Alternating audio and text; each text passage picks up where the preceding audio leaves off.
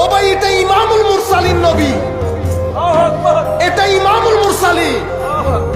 আমার আল্লাহ বাদে কেউ ছিল না, নবীকে বানিয়েছেন আল্লাহ। কেমন ভাবে বানিয়েছেন?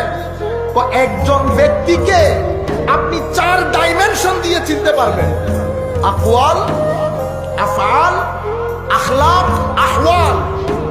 ব্যক্তির কথা, ব্যক্তির কর্ম, ব্যক্তির চরিত্র, ব্যক্তির ভিতরের সৌন্দর্য।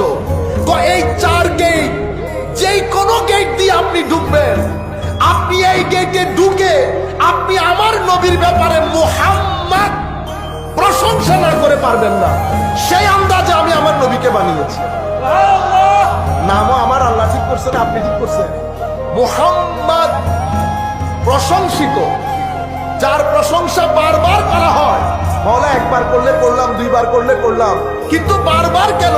তো বারবার হচ্ছে যখনই চোখ তুলে দেখবে প্রশংসা করতে বাধ্য হবে।